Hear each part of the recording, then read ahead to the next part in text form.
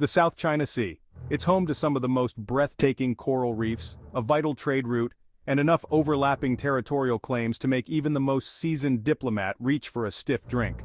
Now, no one in their right mind wants a war, especially not over who gets to claim bragging rights to a particularly impressive pile of rocks 3,000 miles from anywhere. But as we all know, sometimes international relations can make about as much sense as a seagull trying to operate a foosball table. So today, we're going to ask a deeply uncomfortable question. If the unthinkable were to happen, who, if anyone, might stand to gain from a conflict in the South China Sea? Now let's address the elephant, or perhaps more accurately, the bald eagle in the room, the United States. The US isn't claiming a single grain of sand in the South China Sea. They're like that friend who insists on tagging along to your family reunion, even though they're only there for the free food and to subtly judge your aunt's questionable casserole choices. America's interest here is all about maintaining its strategic influence in the Asia-Pacific region. And how do you do that? Well, by supporting your allies and partners, naturally. Think of it like this. If you're trying to be the cool kid on the block, it helps to have a posse backing you up, especially if the neighborhood bully has developed a sudden interest in everyone's lunch money. Increased military presence in the region could help deter Chinese aggression, essentially telling Beijing, look, we've got enough aircraft carriers in the area to throw a very expensive nautical-themed party, so maybe just cool it with the whole territorial expansion thing, yeah? This, in theory, would promote the US as a stabilizing force, the responsible older sibling trying to keep the peace while everyone else is arguing over who gets to use the good PlayStation controller. Of course, it's not just about geopolitical posturing. Let's not forget that the military-industrial complex is a hungry beast, and nothing whets its appetite quite like the prospect of a good old-fashioned regional conflict. Defense contractors and military suppliers might see increased demand for their products and services, which I suppose is one way to stimulate the economy, albeit a rather morally dubious one. It's a bit like that time your friend convinced you to invest in his pyramid scheme, selling essential oils that promise to cure everything from procrastination to existential dread. Sure, someone might make a profit, but at what cost? Now let's turn our attention to the countries caught in the middle of this geopolitical tug-of-war, the Association of Southeast Asian Nations, or ASEAN. Imagine ASEAN as a group of friends trying to enjoy a picnic, while two significantly larger and louder people argue over whose badminton net is encroaching on whose airspace.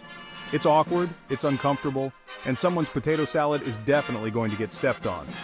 Countries like the Philippines, Vietnam, Malaysia, and Brunei all have skin in the game, having lodged their own claims to parts of the South China Sea. A conflict could, theoretically, present an opportunity for them to achieve a more favorable resolution to these disputes, with the backing of international heavy hitters like the US. Think of it as the smaller kid on the playground suddenly gaining a few inches, and a much larger friend willing to stick up for them. Enhanced support from international partners could bolster their security and political standing, giving them a stronger voice in negotiations and potentially deterring further Chinese assertiveness. It's like finally working up the courage to confront your roommate about their passive-aggressive sticky note habits after months of silently fuming. Of course, there's also the economic angle. The South China Sea is teeming with fish, and beneath its waves lie potentially lucrative oil and gas reserves.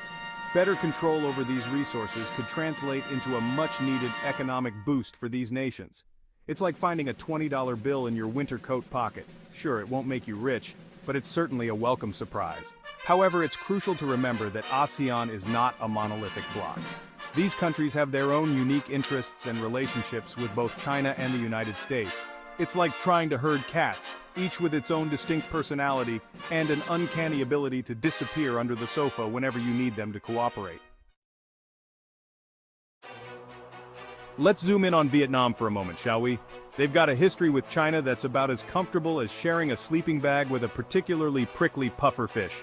From ancient rivalries to more recent border skirmishes, let's just say these two haven't always seen eye to eye.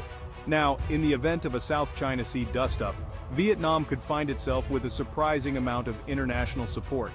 Think of it as the unexpected popularity boost you get when you're the only one in your friend group who can stomach spicy food, and suddenly everyone wants a bite of your vindaloo.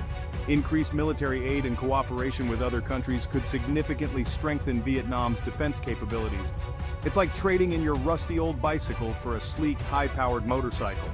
You might not be able to outmuscle the monster truck down the street, but you're certainly more maneuverable and a lot less likely to get stuck in the mud. Enhanced control over disputed areas in the South China Sea could also lead to economic benefits for Vietnam, particularly when it comes to those aforementioned fish and potential oil and gas reserves. It's like finally convincing your neighbors to chip in for that new fence. Sure, it might cost a bit up front, but in the long run, you get a clearer boundary, and maybe even a few extra feet of property you didn't have before. However, it's a delicate balancing act. Vietnam needs to walk a tightrope between securing its interests and avoiding a full-blown confrontation with its much larger neighbor. It's a bit like trying to sneak a bite of your roommate's leftover pizza. You want to grab a slice without them noticing, but if you push your luck too far, you might end up with a fistfight over pepperoni and a very awkward living situation. Now let's hop across the sea to Japan, shall we? They're like that friend who always brings a first aid kit to parties just in case things get a little out of hand.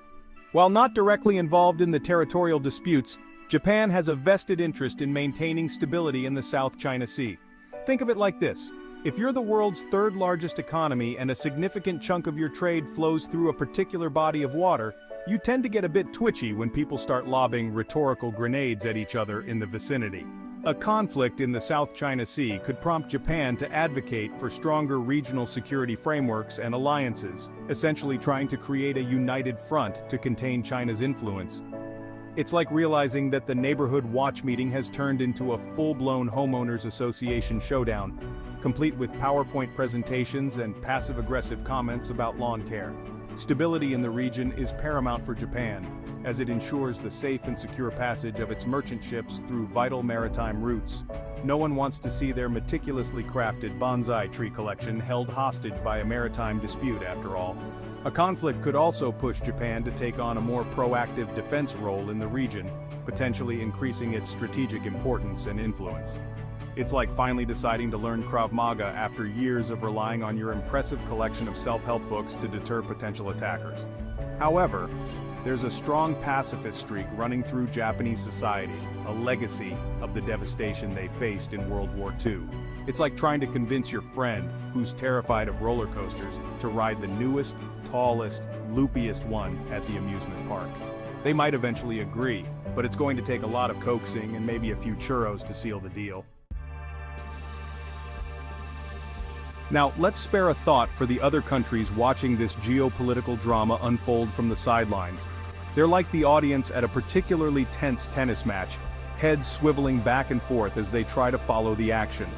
India, for example, might see an opportunity to increase its presence and influence in the region, counterbalancing China's rise.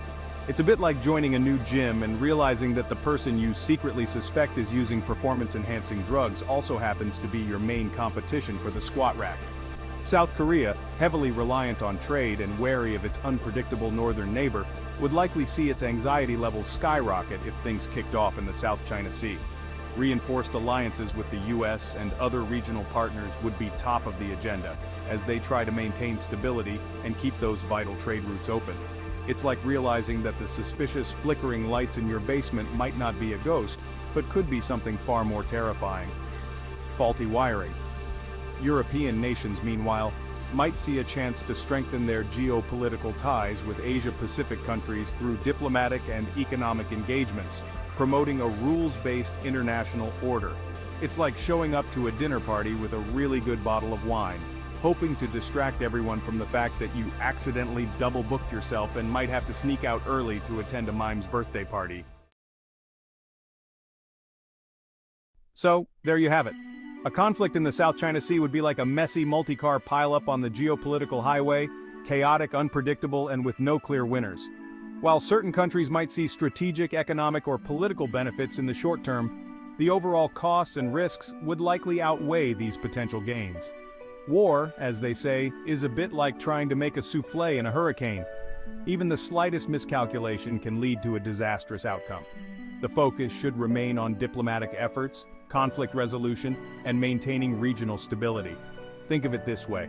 Wouldn't we all rather be enjoying a delicious plate of international cooperation than cleaning up the shattered remnants of a geopolitical pressure cooker explosion?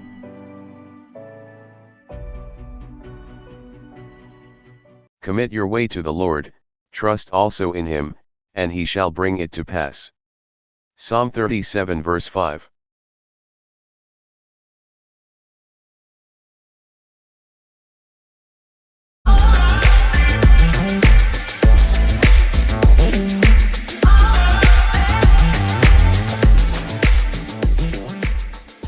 I can do all things through Christ who strengthens me. Philippians 4 verse 13.